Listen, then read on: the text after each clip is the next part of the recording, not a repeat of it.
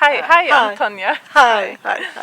Hi. So this is the piece Whitewash. Yes, And that's right. you can see it when you go with your phone or your device. Yes. Whatever that is. Yes. And scan this Yes. signal. Yes. This is a QR signal, and you can scan it with your mobile phone. Yeah. So the piece is actually interactive on the internet, on yeah. my website. So you will get the film or the clip. It's a part of a research and a documentary film about whitewash, and it's about Canadian, about Canada. And for 3 years ago, I found my family.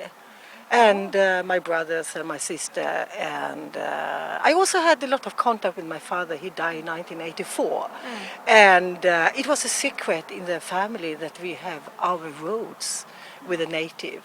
We are Chippewa, we say Ojibwa in Canada. So when I went through the history, I read about the assimilation of the First Native to the white majority. And they totally destroyed or killed the culture. So there was nearly nothing left in the end of the 1800, beginning of 1900.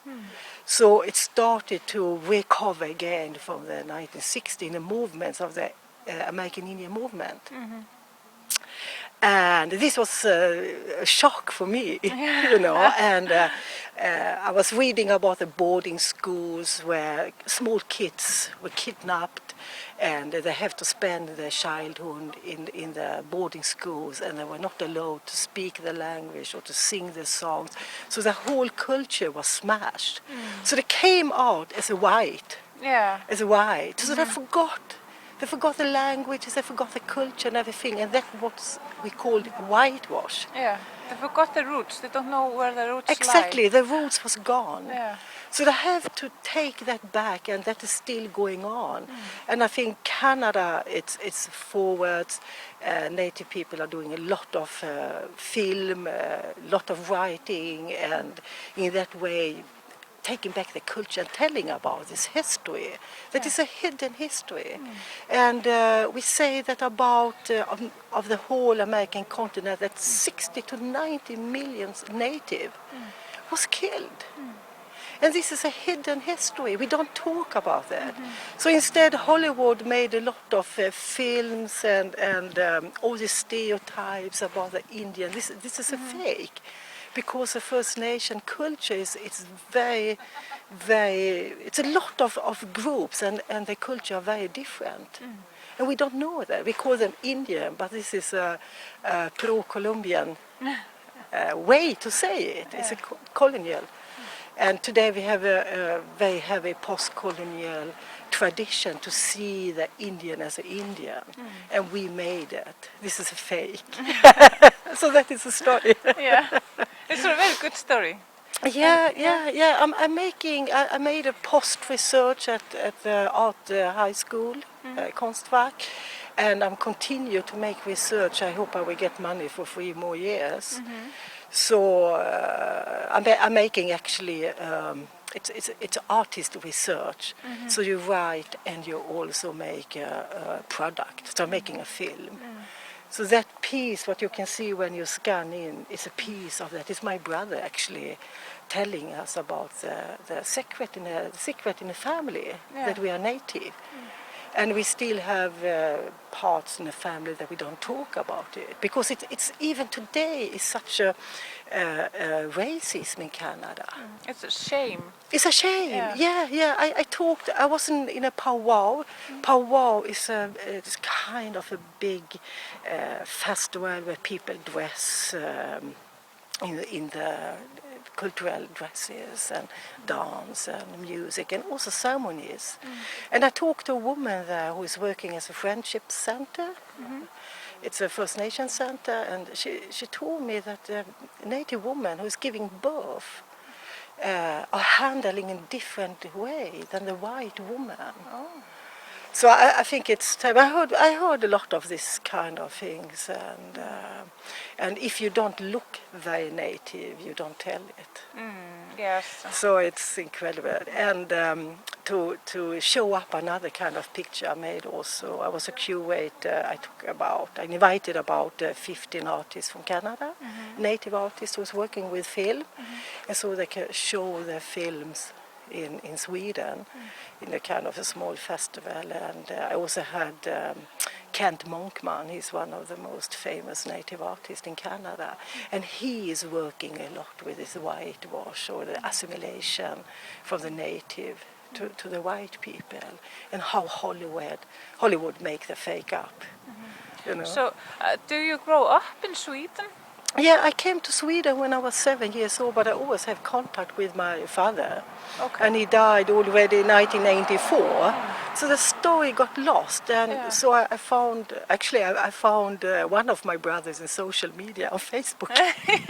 So I went over, and it was really nice. Yeah. And my brother told me that. And I started to laugh because I always felt that I had something different inside me. Yeah. So we're starting to make research about the family. And then when I came back, I asked my mother. And she said, and I asked her, do you know anything about, and I said Indian because she didn't know this name. And she, after 20 minutes, yeah, I stayed with them, and I stayed with your father, and we're traveling around. And she described the clothes from the 50s. And I checked it up in the archive, and yeah, she still remember those things. So there was a whole story coming out of this.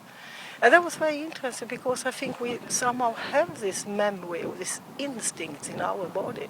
You can't smash a culture; it stays inside. It's a part of us. Yeah, and that I found so interesting. Yeah. Do you feel some kind of free after you discovered this? Yeah, I feel like I landed. Yeah. I think I somehow had the feelings. I understood myself.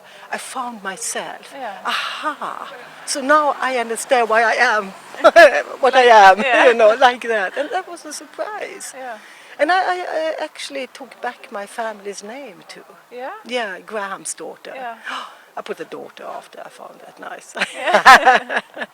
So yeah, it's. I heard that from Samish people in Sweden. They felt something, and when they found their roots, they kind of get more kind of. How you say, a whole person, kind of a healing. Yeah.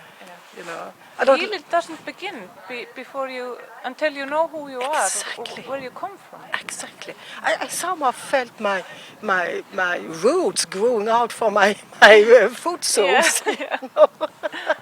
And you know, I've been doing this for 3 years now. I nearly went out with my friends, Yeah. you know, just keeping in this focus. And I think it's very important today, actually, because this is such a big urbanization. People are so lost, and they are so unhappy. And I'm thinking maybe that is because they lost their roots, Yeah. they lost everything, and to have to assimilate to a unknown culture. Can be, I don't know, but It's a kind of identity crisis. exactly. And I'm thinking about a lot in Sweden. There's a lot of people from abroad.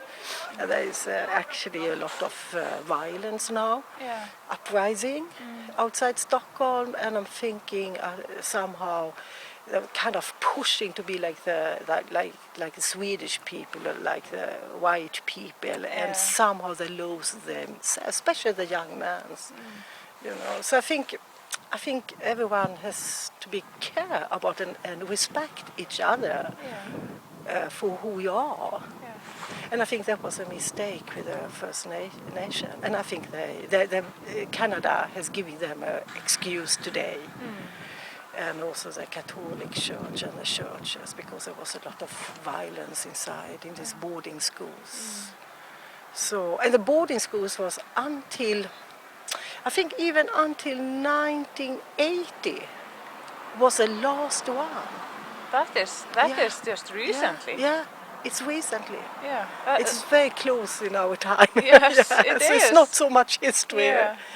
So there's a lot of witness about that, and so I think we can learn from the history Yeah. in a way. So that is my piece, Yeah. and this is the matches. Well, thank you very much. Thank you too. Thank you for coming.